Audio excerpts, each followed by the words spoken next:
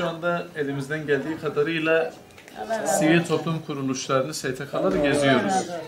Onunla beraber parti yetkililerini geziyoruz. Geçen günlerde Saadet Partisi'ne gittik. Yusufilerin çekmiş olduğu mağduriyetlerden bahsettik onlara. Onlardan destek istedik. Gittiğimiz STK'lara da diyoruz ki artık yeter diyoruz. Allah rızası için bu zulmü siz de görün. Bizim yapmış olduğumuz bu çalışmalara bir nebze olsun gerek basın açıklamasına destek vererek, gerek biz ayrıldıktan sonra sizlerin kendi basın yolunuzla yapacağınız basın açıklamalarıyla Yusufilere destek verin. Çünkü zindanda yıllardır 10, 15, 20, 25 yıldır zindanda olan insanlarımız var diyoruz. Yani sadece bizim bir meselemiz değil bu. Gerek Hizbullah, gerek Hizbut Tahrir, gerek Vasat, gerek Sivas davası, bu yapıların tamamının mağduriyeti var ortada. Yani eğer bir haksızlık, bir hukuksuzluk varsa bunun diline, dinine, rengine bakılmaması lazım. Mazlumun dini sorulmaz kaidesiyle biz gündemimize bütün mağdurları almışız. Bu vesileyle dedik Enver Kaplan abimizin 19 yıldır cezaevinde değil mi Allah? 20 oldu değil mi?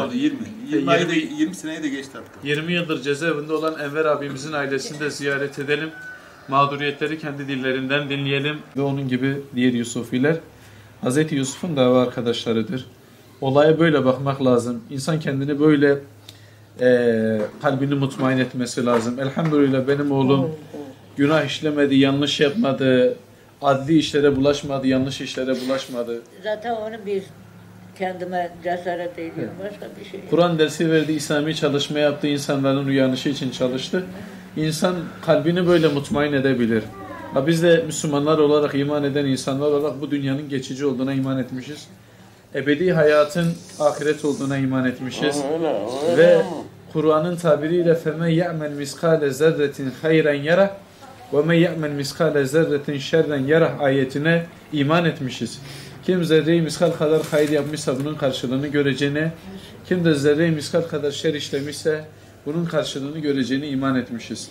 Ve biz mazlum kim olursa olsun Allah-u Teala mazlumun duasına icabet edeceğine, zalim de kim olursa olsun Allah-u Teala o mazlumun yapmış olduğu dua sebebiyle günü geldiği zaman onların saltanatının alaşağı olacağına da iman etmişiz.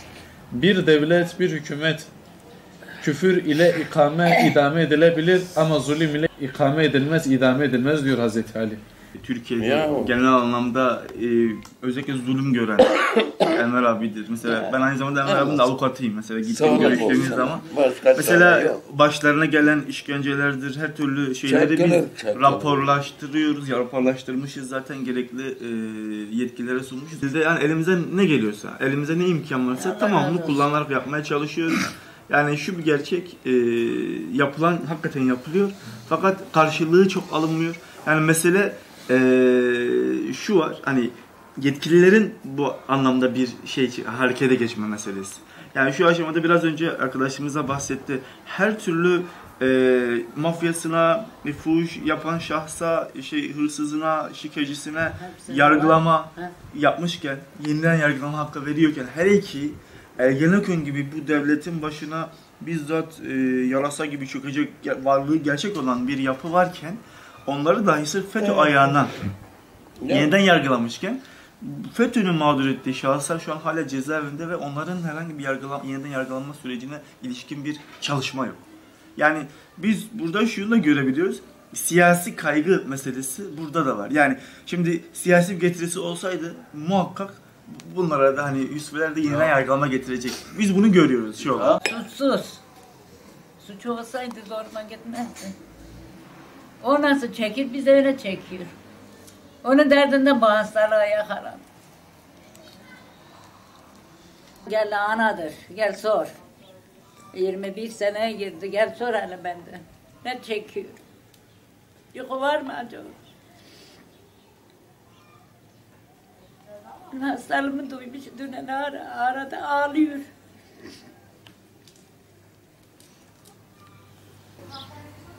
Sonra sen deyin hastasın. Oğlum tamam hastayım. Çarşamba günü gelebilir mi? Dedim ölmezsem gelirim. Benim kolumdan tutsam getirsen.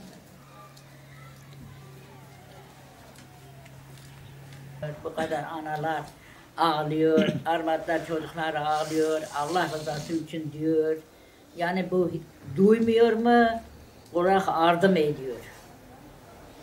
Ben buna şaşıyorum. Gideyim Allah rızası için. Sen de bir babasın. Senin de evladın var. Bunlara da bir hak tanısı yeter. Başka bir şey istemiyorum. Ne diyeyim? Nereye gitmedik, ne yapmadık, hiçbir şey bulamadım yani. Dedik biz af istemiyor. Yeniden mahkeme istiyor, yine de olmadı. Yüreğine girdi gider, birkaç sene de hiç görmemiştim. O gece doktora gitmiştim çarşamba günü. Mehmet de kapalı görüşe gitmiş. Rüyamda baktım biri ekmek yapmış. İçeriye geldim baktım ben öyle içeride. Annemin dedim nerede geldi? Dedi ben kaçtım. Niye? Sen hastasın ben kaçtım geldim. Ondan uyandım etrafıma baktım yana rüyaymış. Kısmeti varmış. Enver bir karıncayı depelemezdi.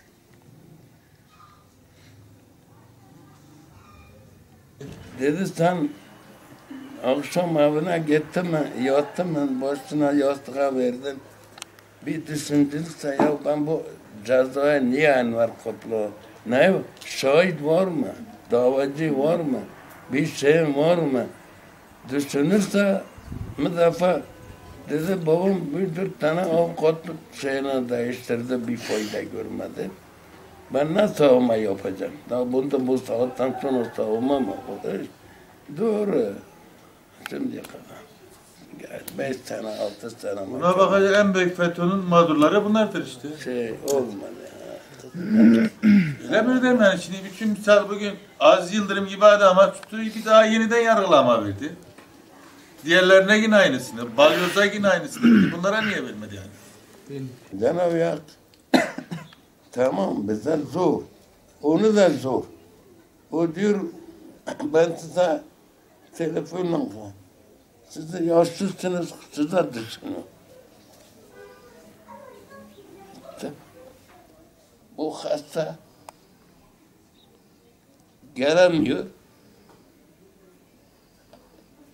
Zor kolay değil yani onun için de kolay değil.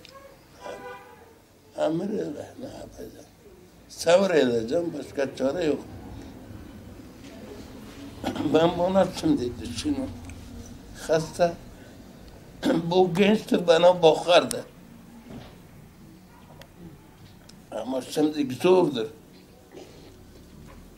Herkes çocuklar Allah razı olsun herkese bakıyor geliyor hanımları şey ama bana sorsun zor kolay değil. Şey ne yapacağım sabır edeceğim başka çare yok. Enver de bana bir fayda veremez. O biri de fayda veremez. Çare yoktur. Cenab-ı Hak ancak verirse ver, vermezse tövbe istiğfar edeceğim. Ne diyeceğiz? Sen gibi dost ahbaba Allah razı olsun. Gelen geleni sever veriyor, soruyor. Çok şükür.